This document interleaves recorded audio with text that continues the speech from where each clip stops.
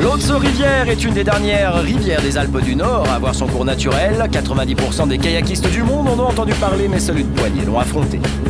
La course sur le Vellerbrook, c'est quelque chose de très compact. Ça fait juste 200 mètres de long, il y a un petit dénivelé d'une vingtaine de mètres.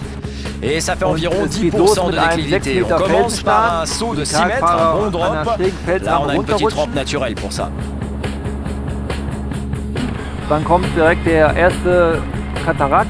Après arrivent les premières petites chutes. Et c'est vraiment une entrée qui ressemble à la sortie d'ailleurs. C'est hard du début à la fin, il y a des S-bends.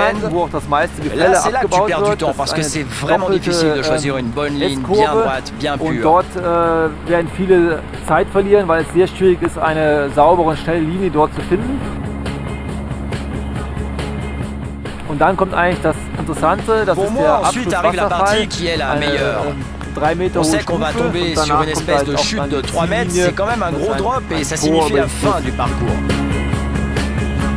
Ils sont 130 kayakistes à vouloir affronter le fameux parcours. Après 2 runs de qualification, ils savent que ça va être dur. Il ne restera que les 50 meilleurs et encore après, il y aura les 25 meilleurs dans un second round de calcul. Honza Lascaux, le Tchèque, c'est un des favoris, il est un des premiers à s'élancer. Ça fait un moment qu'il répète l'endroit. On voit comme il s'adapte bien à la rivière et il gagne les premiers runs. Dejan Krejl est slovène, il est champion national de slalom. Il va directement au ras des rochers. Vraiment, il a fait preuve d'une belle précision, lui aussi sera dans le deuxième round. Il a fait preuve toute cette saison d'un gros travail et on voit à la sortie de ce premier run qu'il a aussi les possibilités de figurer sur le podium. Quant à Oberman a commencé à faire mal, il n'avait que 20 ans, c'était il y a 9 ans, il a 29 ans maintenant et il prouve que l'expérience aussi est importante dans la chose. De l'allemand Thilo Schmidt, nous garderons surtout la fin de parcours, c'est là qu'il a vraiment été impressionnant.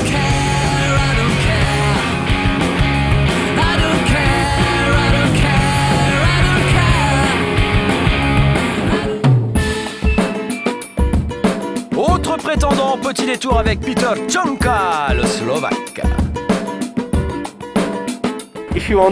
Si tu veux gagner en fait cet event, bah t'as intérêt à t'entraîner dur et malheureusement je me suis pas assez entraîné, j'ai pas vraiment eu le temps sur le slalom, sur le creekboat.